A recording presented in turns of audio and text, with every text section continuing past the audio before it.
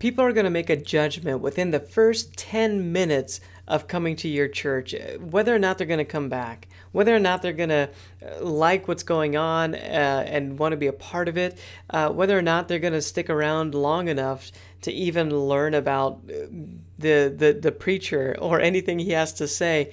When somebody walks onto your property, that's the first experience they're going to have with your church, and all of that speaks first. In fact, when I was checking out a church a long time ago, my family and I were checking out a new church. We just had a baby. And when we walked into the church, we went to the kids areas and we saw beautiful murals on the wall. In fact, we before we came to this church, we had a list of about 8 churches we're going to check out in the city. We went to the first church and then we're going to the second church. And that's when we found this church with the murals on the walls.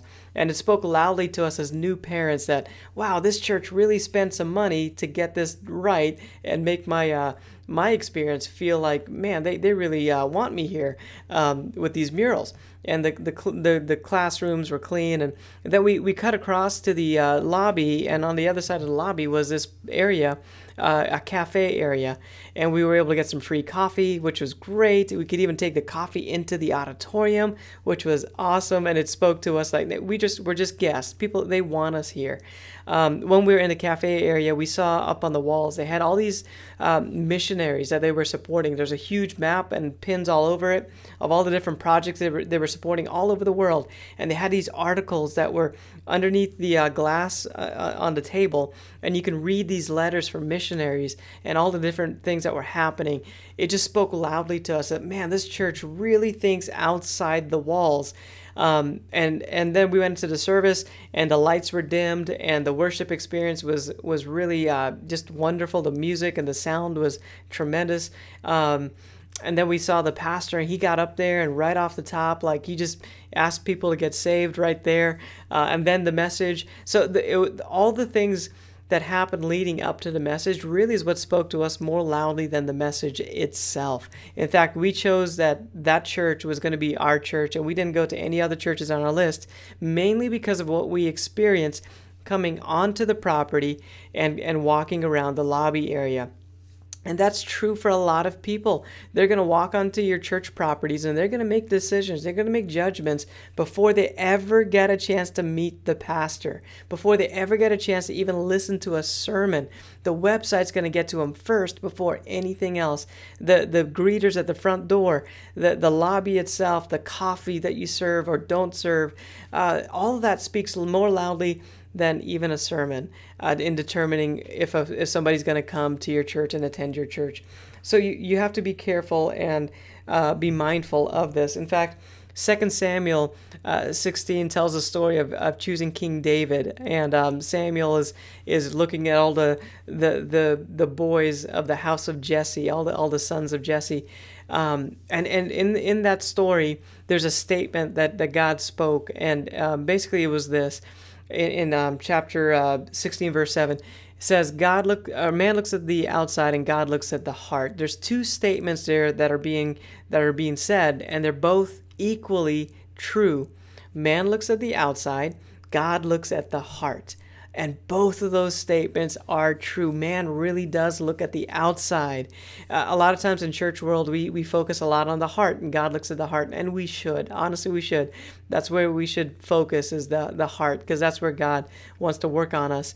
But man really does look at the outside. So when you're looking at, why is branding even important? Is that even something we need to consider? Why should I even care about branding stuff with my church? God looks at the heart. Well, the truth is that man looks at the outside, and they're going to make a decision before they even have a chance to hear a message. And good churches that are thriving and growing are aware of this, and they're being very intentional to build a brand that is welcoming and inviting to those that need to hear the gospel. Consistency is what builds loyalty, and it's what allows people to trust that they're gonna the church, and that they're gonna come back to a place that they trust. So a branding document is going to help you to do that. This is an example of a branding document. And basically, it takes all the different components of a brand and puts it all into one place. A typical branding document that our agency is going to produce for a church is probably going to have 20 pages to it, and it'll describe everything from target audience to maybe some language that you can use, the logo and the different ways to use the logo, the colors, the fonts, graphic treatments, photography, videos, signage in the facility. It's going to define how all these things should look and how they should be created so that there's this consistent experience that happens and that takes place over the course of time. And that's what helps to build a brand. It's that consistency. It helps to build trust in your brand. So people, they want to be a part of it. They want to come and they want to invite others to be a part of it because there's this consistency that you present and this trust that's developed as a result of that.